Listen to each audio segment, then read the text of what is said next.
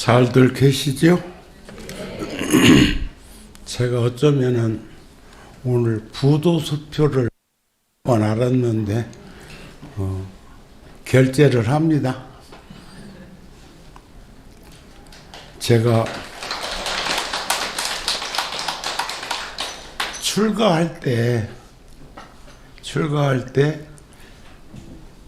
두 분이 마음에 걸렸던 분이 계신데, 한 분은 모친이었고 한 사람은 저 출가할 때 4살 먹은 막내 여동생이었는데 출가 이후에 그 노보살님은 102세까지 사시다가 어제 답의해드렸습니다. 답의가 뭔지 모르죠? 화장해드렸다 그 말이야. 그리고 그 4살 먹었던 그 아이가 벌써 64살이 되었다네요. 아들은 의사고 남편도 의사고 딸은 이화여자대학교의 미대 전임 교수가 되었답니다. 그리고 제가 구룡사 가까이에 살고 있는 그 집 신세를 좀 많이 지는 편인데, 어저께 함께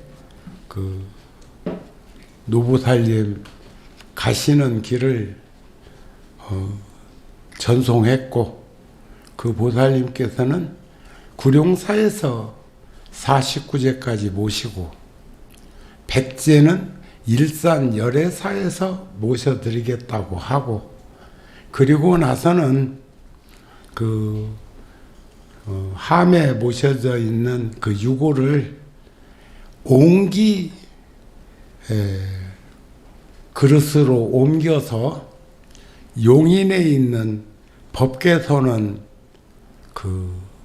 노송 나이 많은 소나무 밑에 이렇게 모셔 드리겠다고 또 주지가 제안을 해서 그렇게 하기로 했는데, 해놓고 보니까 참 병원 시세 지지 않고 요양 시설에 가지 않고 집에서 자식들이 모시다가 그렇게 잠자듯이 편안하게 가시는 모습을 보면서 참 사람은 잘 살아야 되는 것이로구나.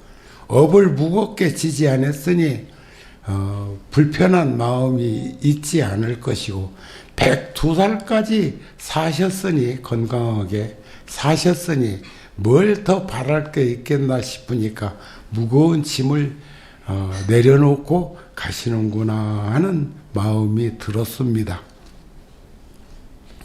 그래서 어저께 답의식을 해드렸기 때문에 주변에 있는 그 소임자들이 아이고 스님 보명사는 다음에 가셔도 안 되겠습니까 하는데, 내가 주지 스님한테 전화해가지고 내가 오늘 갈 것이고, 본래 오늘 여기서 법회한 다음에 73년도에 제가 군에 갔을 때 최초 중대장이셨던 분이 연수구에 살고 계셔서 점심 약속을 해놨는데 그것만 이렇게 다음으로 미루고 도리어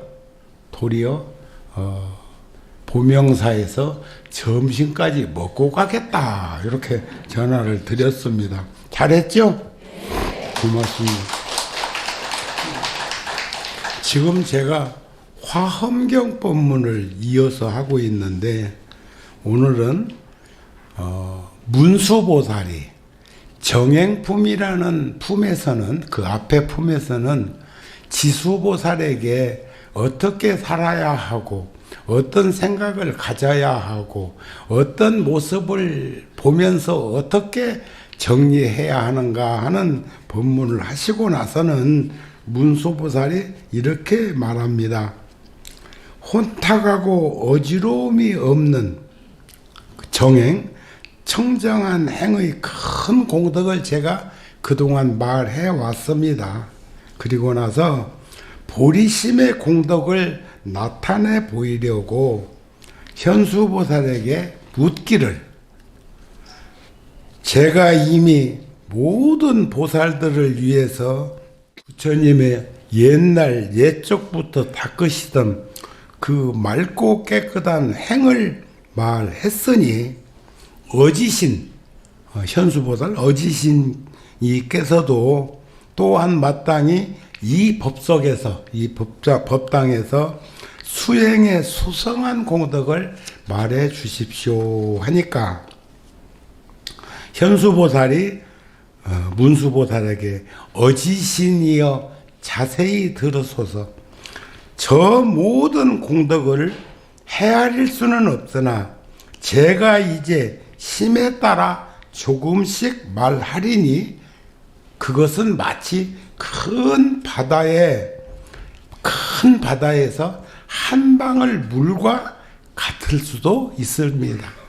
제가 말한다고 하는 것이 5대양 6대주에 물이 얼마나 많습니까? 그 물 가운데 한 방울쯤 내가 이 얘기하는 것 정도 아니겠습니까? 이렇게 이 얘기를 하면, 하물며 어찌 한량이 없고 끝없는 세상에 그 시간에 지와 바람이를 갖추어서 닦는 모든 공덕이겠습니까? 보시, 지계, 인욕, 정진, 선정, 반야, 방편, 월, 력, 지 이런 바람이를 시방의 일체 열애께서 부처님께서 항상 신양함에도 그 공덕은 담이 없을 것이라고 생각이 됩니다. 이렇게 이제 얘기를 해옵니다. 그러면서 믿음은 도의 근원이요 공덕의 어머니입니다. 그래, 신이 도원 공동무라는 가르침인데 믿음이라고 하는 것은 도의 근본이요. 도의 근본이요 공덕의 어머니. 공덕은 복과 덕과 지혜의 합성어입니다. 그냥 우리는 복덕은 있어도 공덕은 잘 없는데, 유루복은 복진타락이라 복이 닿으면 소멸될 수가 있지만 무루공덕, 무루복은 감이 없습니다. 그래서 믿음은 믿는 마음에 그치는 것이 아니라 모든 수행의 출발점입니다. 초발심시 변성지 정각. 그래서 모든 믿음은 모든 선법을 기르고 자라나게 하는 어머니와 같습니다. 이런 말이에요. 믿음은 맹목적인 추종이 아니라 마음의 때가 사라진 맑고 밝은 상태의 마음, 흐리지 않는 마음, 마음이 청정해지면 지혜가 나타나며 그 지혜를 통해서 부처님의 경지를 온전히 받아들일 수가 있습니다. 어저께요, 제가 정월 보름날 저녁에 저녁 공양하고 걷다가 36년 만에 그 일식 월식 하는 해가 달을 비추어 가지고 해가 달빛이 그냥 달빛이 아니라 햇빛처럼 비치는 것을 제가 휴대폰 사진으로 찍었는데, 제가 카메라가 좋아서인지 감각이 있어서인지 사람들이 그걸 보고는 와, 이렇게 또 찍히네요 그러대요. 그런데 어제 새벽에 6시에 삼성의료원 영안실에서 출발을 해가지고 노보살님이 서울하고 과천하고 접경지대에 사는데 그 행정구역은 과천시예요. 그러다 보니까 서울 그 옆에 있는 공원, 화장터는 사용 못하고 저기 용인 쪽에 있는데 마침 또 큰아들이 용인사라서 아이고 막 잘 됐다 싶고, 거기 가서 보니까 또 그 용인에 살고 있는 우리 그 법계선인이라고 하는 절에 주지스님이 왔다가 하는 제안을 하기를, 저 노부살님 백제 마치면 저희 절 솔밭이 좋으니까 거기에 모셨으면 합니다 하고 제안을 하니까, 예? 한 달이 걸러 구말리라고, 제가 직계가 거기 주재하는 것도 아니고 다른 스님이, 제가 세운 절이지만 다른 스님이 살고 있는데 먼저 말 꺼내기가 좀 그랬는데 너무 고맙더라고. 그런데 어저께 차를 타고 그 용인에 있는 그 화장터를 가는데 고속도로에서 햇빛을 만났는데 달빛 같은 햇빛을 봤어요. 그러니까 해를 보면 반사체가 너무 장렬해가지고, 일본 태극 국기도 보면 두 종류가 있거든요. 하나는 그냥 빨간색으로 동그랗게 그리는 해를, 태양을 상징하고, 하나는 또 거기에 막 햇빛이 비치는 것처럼 생긴 국기도 있는데, 어제는 그 울산에서 올라온, 제가 통도사 주지소임 볼 때 신도 회장했던 형제가 서울까지 오셔가지고 철야를 해주고 또 가는 길을 전송해 준다고 안 가고 계셔가지고 그 차를 타고 이제 거기까지 가는 중에 햇빛을 봤는데 참 오랜만에 그런 태양의 빛 없는 빛, 그러니까 달빛에 정월 보름날 해무리가 진 것 같은 그런 해를 보면서도 참 다양한 생각을 하게 하더라는 생각이 들었습니다. 그래서 흔들리지 않는 마음, 고난에도 마음이 요동치지거나 않는 마음, 견고함을 갖추는 것, 진정한 마음의 본뜻을 지닌 것이 결국은 믿음으로부터 전개된다는 것을 우리는 볼 수 있었으면 좋겠다. 그 믿음이라고 하는 것, 화엄경에서 보면 십신, 십주, 십행, 십회양, 십지, 이게 몇 개? 지금 몇을 내가 얘기한 거예요? 10을 15번 얘기했으니까 몇? 50이잖아요. 등각, 묘각, 무상정등, 정각 하면은 선제동자가 53선지식을 찾아서 이렇게 수행을 하면서 만남을 가지면서 그 지점차가 달라지는 것이 화엄경에 전개되는 모습인데, 거기에 보면 지금 십신에 대한 얘기를 하는 거고, 거기서부터 십신, 십주, 십행, 십회양, 십지, 그리고 50피에 대한 얘기를 지금 하고자 하는 것이다. 그런 말이, 믿음은 부처님의 한량이 없는 지혜와 자비를 나의 것으로 만드는 그릇의 역할을 한다. 무엇이? 믿음이. 그래서 그 믿음이 있어야 우리들을 구제하겠다는 원력, 보리심이 생긴다는 것이죠.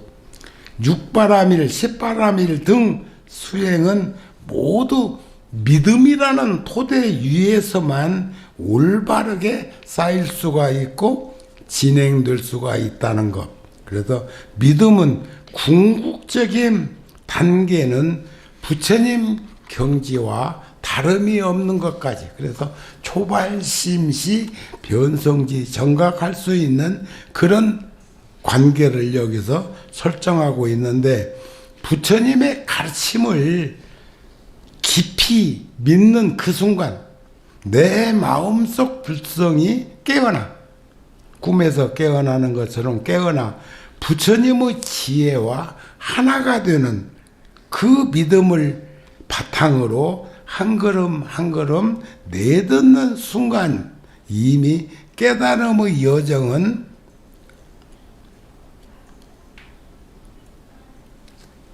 우리들 곁에 와 있음을 가르치는 것이다. 이런 말씀을 알 수 있었으면 좋겠다. 그런 거예요.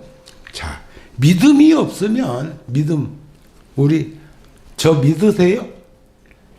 그러면 잘 받아들일 수가 있어. 근데 믿음의 반대는 뭐예요? 불신이잖아요. 불신. 그것을 우리말로 번역하면 믿지 못한다는 것. 믿지 못하면 의심하고 있다는 말도 드는데, 전에도 한번 내가 상기시켜 드리기는 했는데, 보세요. 나 더 의심 안 해? 하면 의심이래요. 그러니까 부처님께 여쭤봐서, 세존이시여, 의심이라는 것은 무엇을 의미합니까? 그러니까, 보통은 의심하지 아니함을 의심이라고 한다. 내가 너 믿어. 그럼 믿겠지. 그럼 의심하지 않아 하면 의심하고 있다는 말을 반증하는 논법으로 받아들일 수도 있겠다. 그러니까 믿음이 없으면 아무리 훌륭한 법이, 부처님 가르침이 곁에 있어도 얻을 것이 없다는 그런 현실과, 믿음이 있다면 그 모든 공덕을 나의 것으로 만들 수 있다는 인연법으로 희망이 생긴다는 거. 믿음이 없는 사람은 마치 눈먼 장님이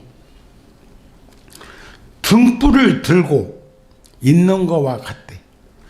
눈뜬 사람은 등불을 들고 있으면 어두움이 소멸되어 가지고 알 수 있죠. 근데 눈먼 장님은 그 등불 들고 있으면서도 자기한테는 아무 도움되지 않는 거, 그것이 바로 믿음 없는 자의 모습이라는 거예요. 옛날에 부처님 경전 보다가 그런 글을 봤어요.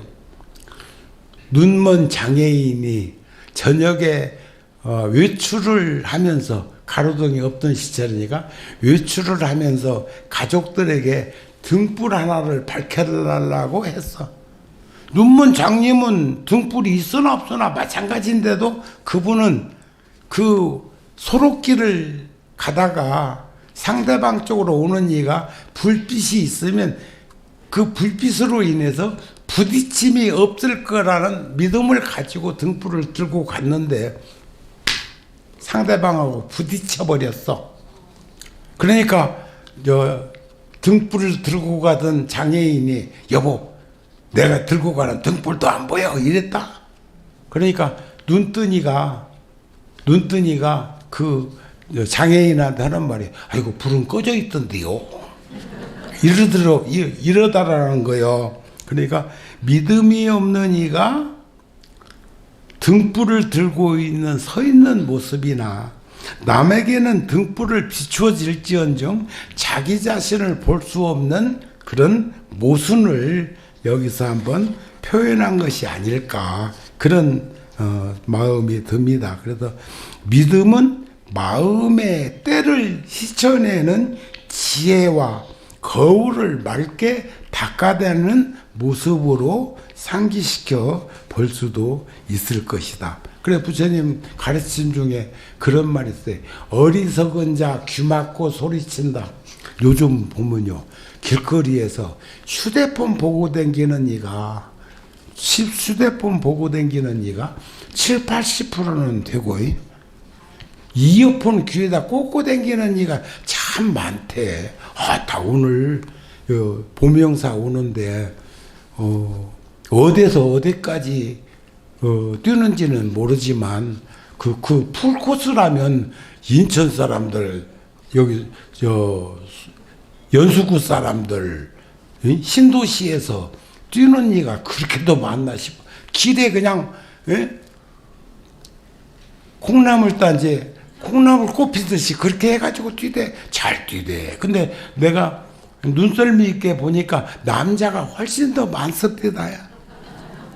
저기 우리 양재천이나 제가 걷는 코스에서는 여성분들도 참 많이 뛰는데, 오늘 여기 와서 볼 때는 훨씬 남자들이 그 마라톤에 동참한 자가 많은데, 와, 여기에 그렇게 많으니까 저번에 동아 마라톤 할 적에는 텔레비전으로 보기는 봤습니다만 참 여유로운 그런 모습이 아닌가 싶은 마음이 들기도 했습니다.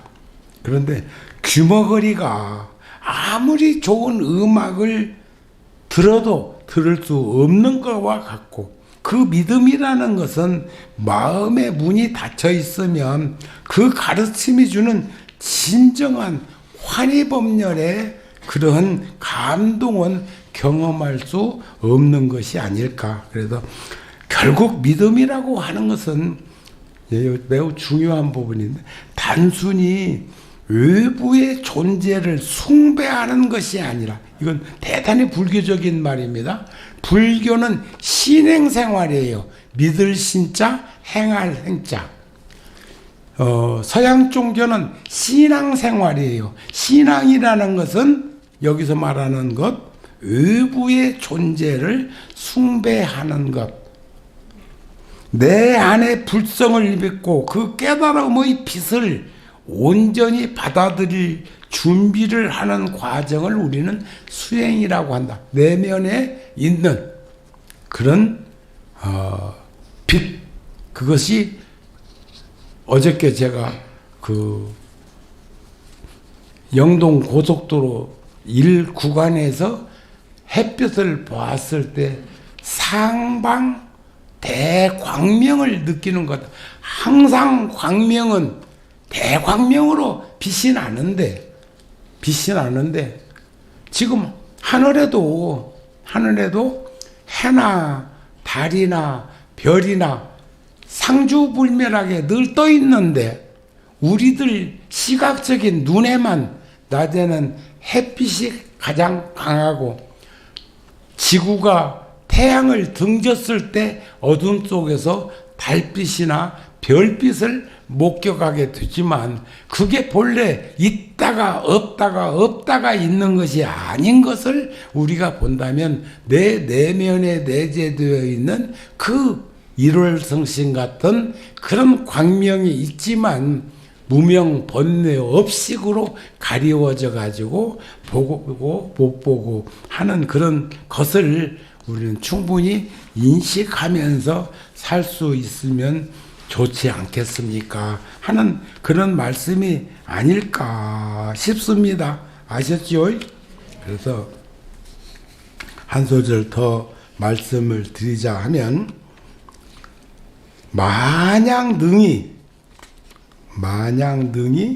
네 가지 경계를 벗어나면, 마장의 경계를 벗어나면 곧 물러나지 않는 곳에 이르게 되리라.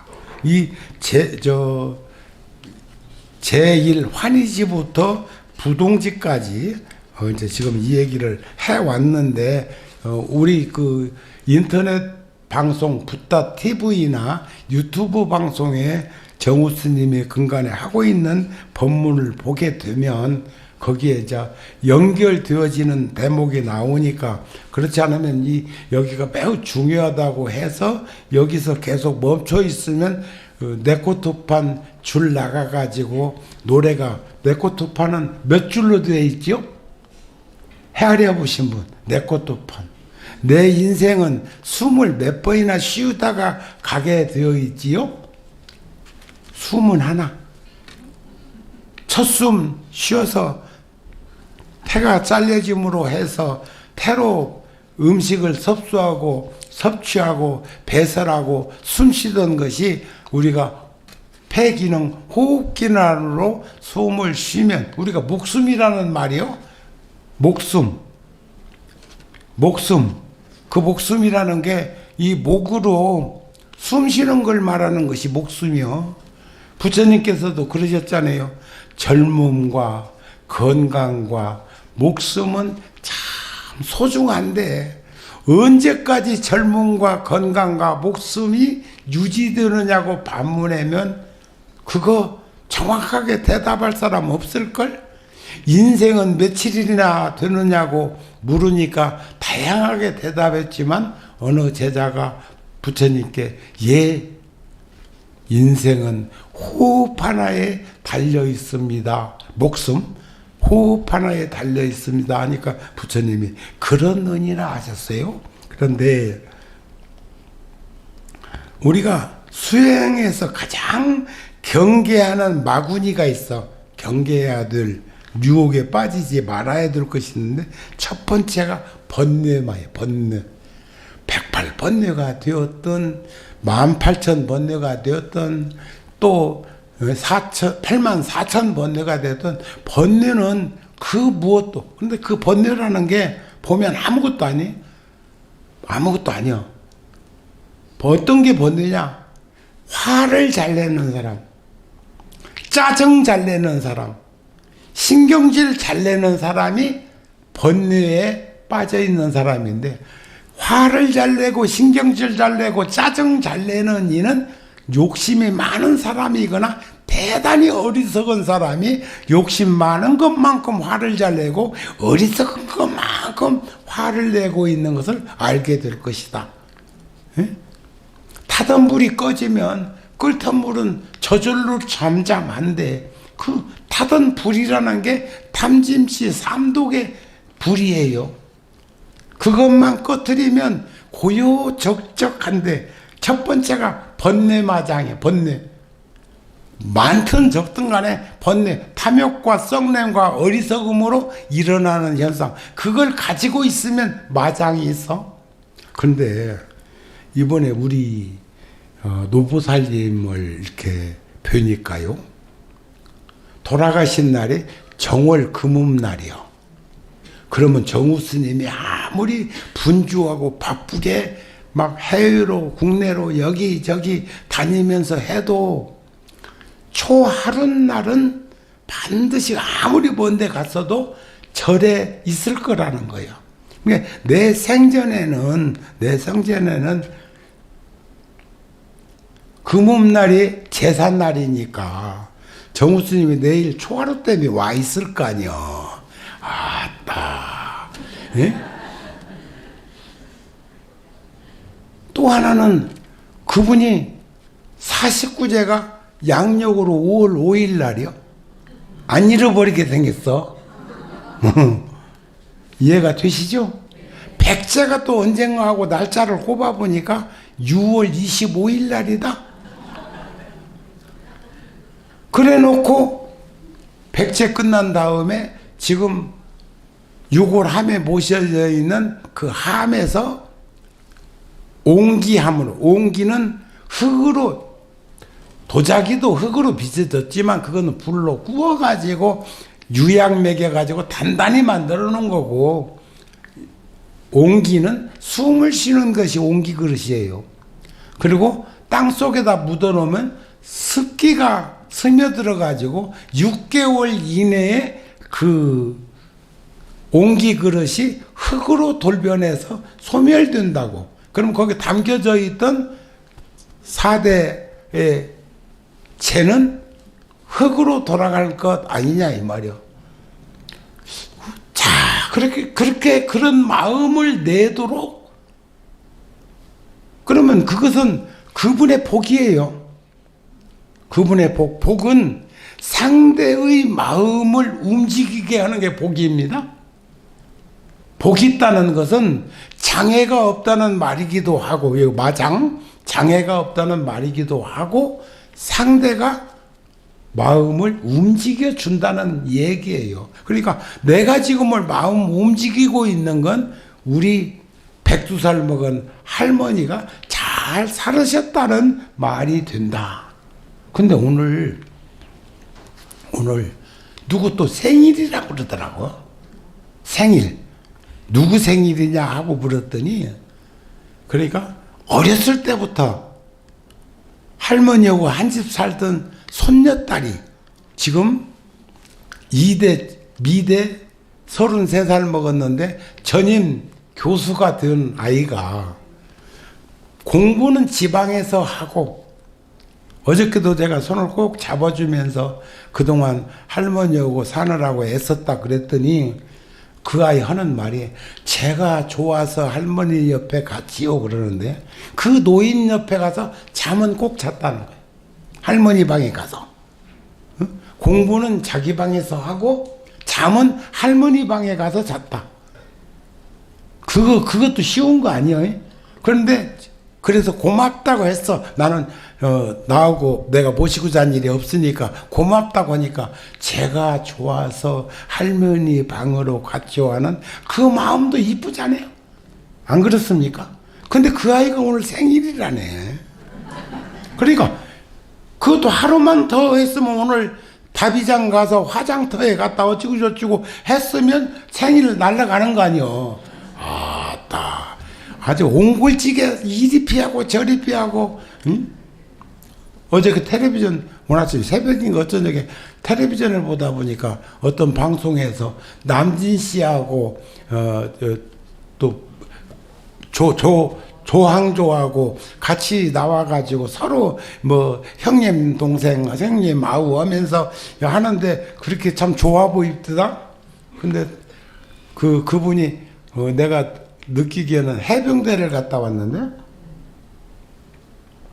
60년대 후반에 베트남 전쟁에 가갖고 남들은 1년이면 막 돌아오는데 자기는 돌아와서 한 1년 군대 생활, 그때 36개월 할 텐데 68년도에 김신조 일당이 넘어와가지고 군대 생활이 늘어났고 나 같은 경우는 73년도에 군에 갔는데도 34개월 보름이나 했다고요. 지금 뭐 20개월도 안 되는 그거 하면서도 길다 어쩌다 무엇이 어찌고 저찌고 했었는 거 보면은 속 터져.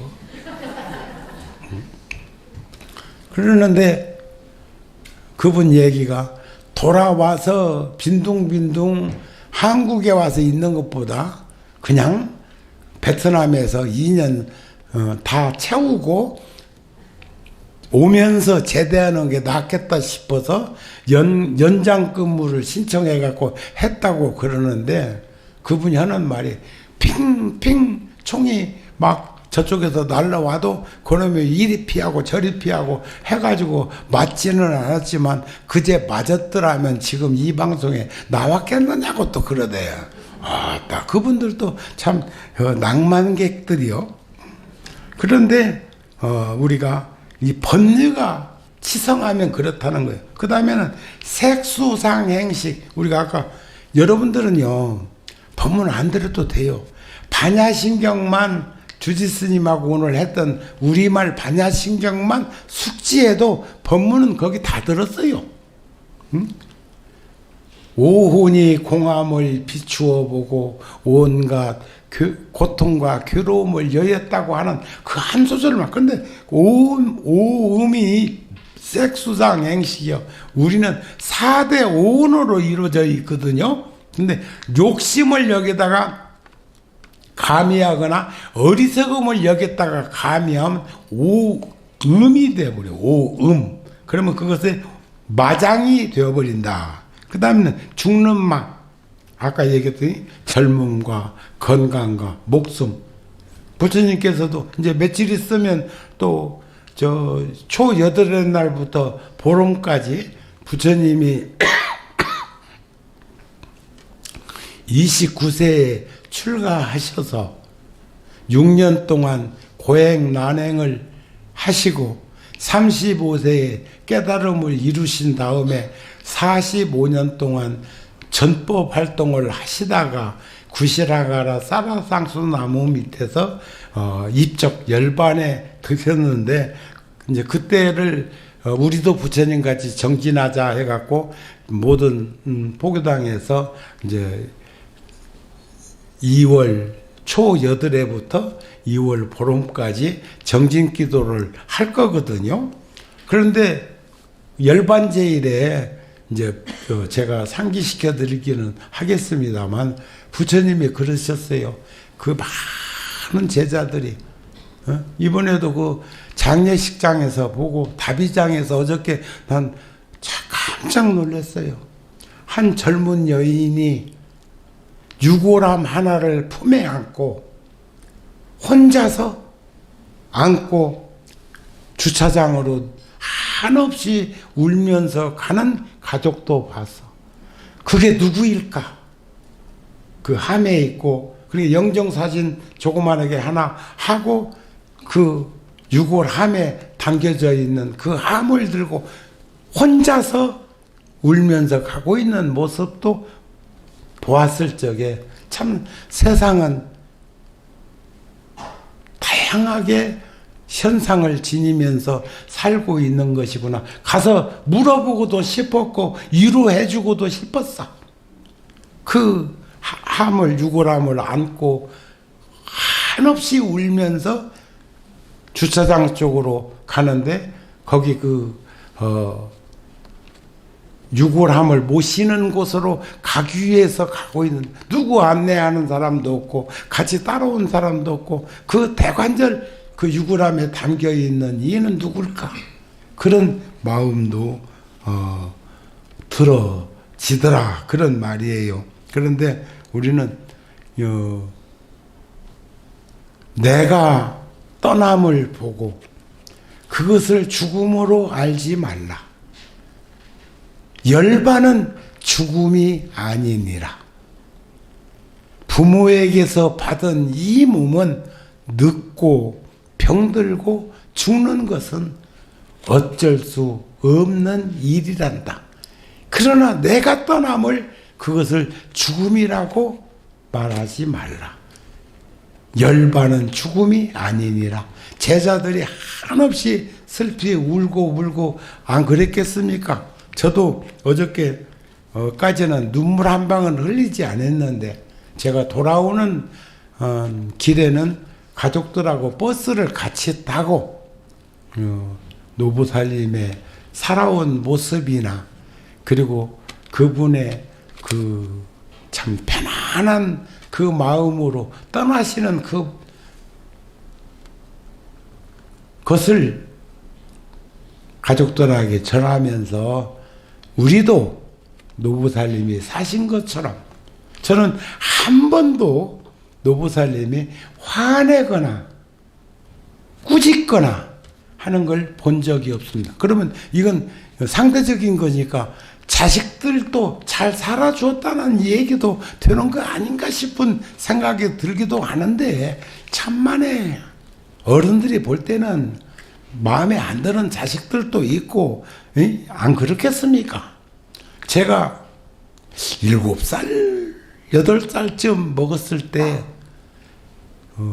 외갓집, 고모집에 모친하고 같이 갔다 온 적, 우리 노부살님이요, 6남매 중에서도 가로등 없는, 전기 안 들어오던 그 시절에 저녁에 어디 갈 일이 있으면 큰아들도 막둥이 아들도 놓아두고 꼭 나만 불러.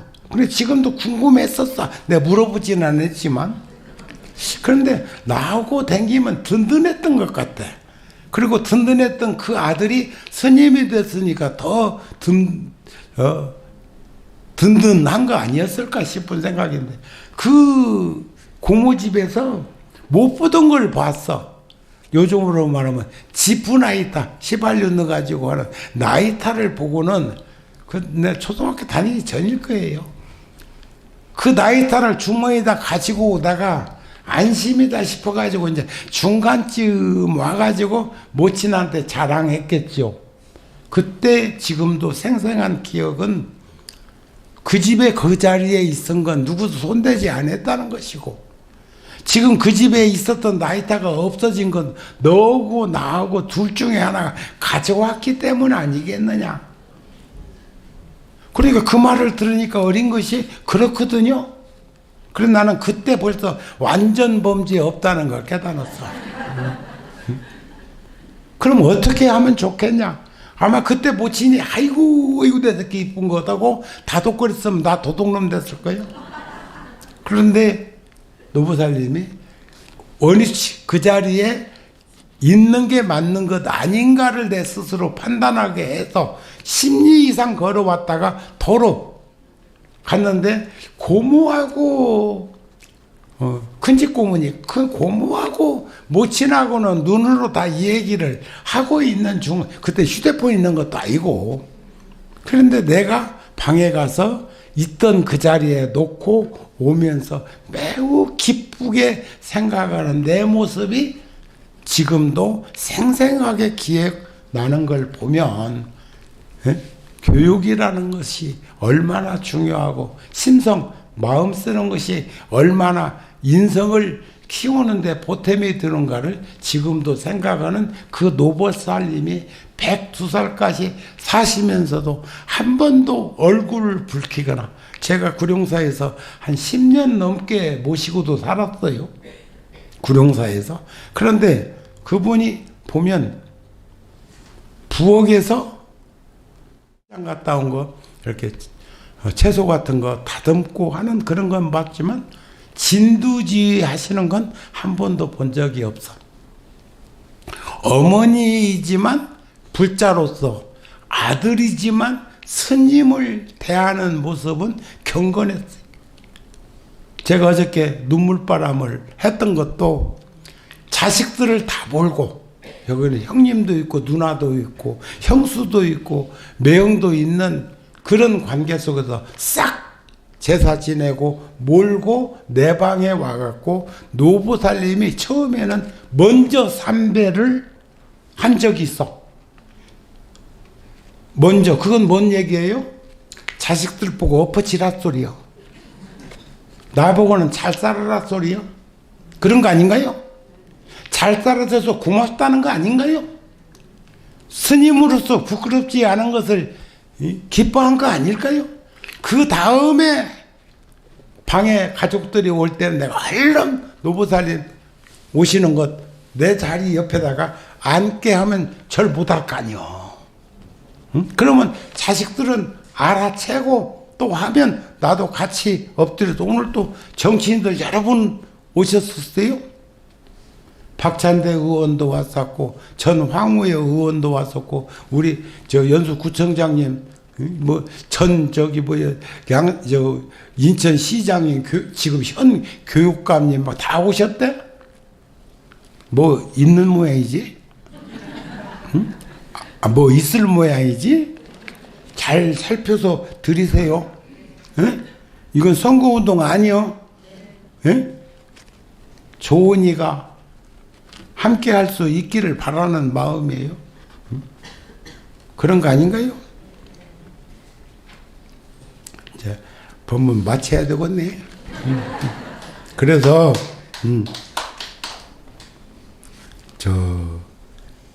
이 죽음에 대한 거 겁나죠? 무섭죠? 두렵죠? 죽음 두렵거나 겁나거나 무섭거들랑 지금 남은 시간이라도 잘 살려고 노력합시다. 네. 그래서 중압감 짊어지지 말고, 네? 언제 숨을 거둬도 스스럼 없이 이번에 우리 노보살님이 잠자듯이 20-30분 사이에 숨을 거두는 그 모습, 그러나 저는 느끼죠.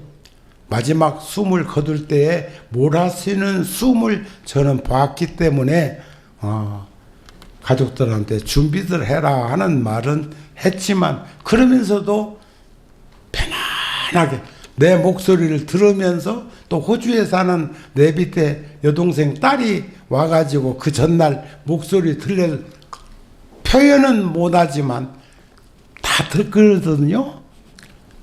들어. 그리고 중음신으로 있으면서 형상은 보이지 않지만 우리하고 가까이 있어. 옛날에 일타 스님이라고 하는 스님 말 들어보셨어요? 일타 스님.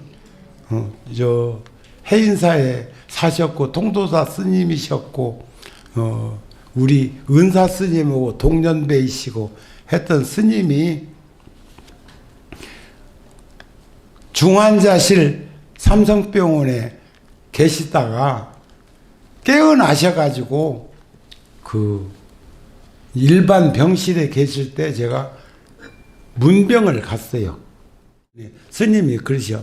죽으려면 임종계라도 남겨놓고 죽지, 임종계도 안 써놓고 가면 어쩐다냐고 이러더라는 거야. 내가 갈 것 같았으면 임종계 안 해놨겠냐?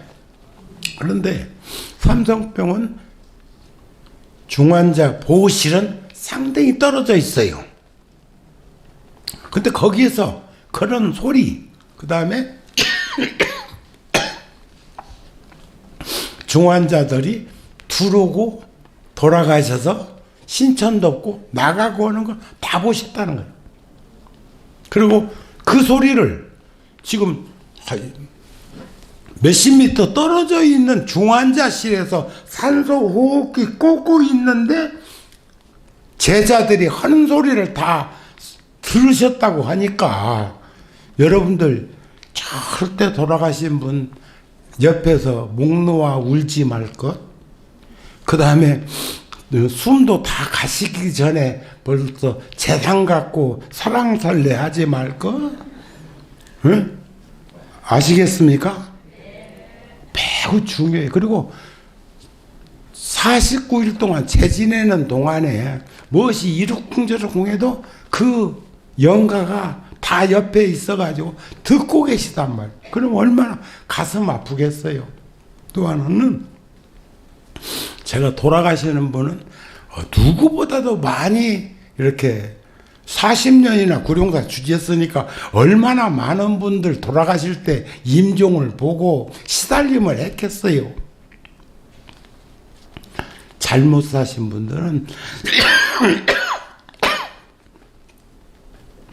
기도할 때 엄청나게 힘듭니다. 시달림할 때. 어떤 분은 졸리기까지 해. 그러니까 용을 쓰고 해야 될 만큼 힘든 이도 있고, 잘 사신 분들은 연불이 막 신명이 나갖고 쟁반에 옷구슬이 굴러가듯이 하는 분도 있고, 그러니까 기도를 많이 한 스님으로서는 무당이 뭐듯이 하는 게 아니라 느낌을 표현할 것은 없지만 선무당 사람 잡는 얘기가 아니니까 귀담아 들을 필요는 없지만 그래도 우리가 생각은 한번 해볼 필요는 있습니다. 그러니까 영가들 모른다고 숨 거뒀다고 이렇게 생각하시면 안 됩니다. 아시겠습니까? 그 다음에는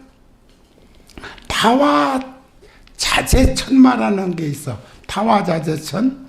여기는 아주 그 마왕 파순이와 같은 이가 자꾸 유혹을 하는데 거기에 흔들리지 않는 그런 삶을 살게 되면 금강석 같은 다이아몬드 같은 마음을 갖추게 된다는 거예요. 마장이 일어나는 것을 알아차리되 그것에 휘둘리지 말고 치우치거나 얽매이거나 빠지지도 말아야 되지만, 그래서 본래의 청정한 마음자리를 지키는 것이 우리가 근본 핵심이라는 것을 살펴볼 수 있었으면 합니다 하는 그런 말씀이에요. 그 다음에 제가 이제 끝으로 영화 어거스트 너시라고 하는 서양 영화가 있어. 어린아이가 나오는 음악 영화인데 거기에 보면 그 아이가 하는 말이 있어. 들어봐. 들려? 이 음악 말이야. 자연 풍광 소리가 다 그 아이에게는 음악으로 들리는 게, 그러니까 어머니와 아버지가 첫눈에 반해가지고 아이가 생겼는데 어머니와 아버지가 다 음악가였어요. 그리고 그 사람들은 그 후에 오랫동안 떨어져 있었는데 훗날에 다시 이제 전자와 전자 자석이 자석 이렇게 부르짖는 것처럼 하는 그 흐름 속에서 그 아이가 하는 말이, 그 어린 것이, 배운 적도 없는 어린 것이 어디서든 난 들을 수 있어. 바람 속에서도 공기 속에서도 빛 속에서도 우리 주위에 다 있어. 우린 마음을 열기만 하면 돼. 우리 청정무구한 본성은 그 번뇌망상 업식으로 닫아놓지 말고 열어놓고, 오픈마인드 열어놓고 살면 이 아이가 자연음에서 그 수 없는 음악을 듣는 것처럼 그냥 듣고 보고 느끼고 행할 수 있는 우리 보리심을 잊어버리지 말고 살았으면 합니다 하는 말씀으로 오늘 본문을 마치려고 합니다. 성불하세요.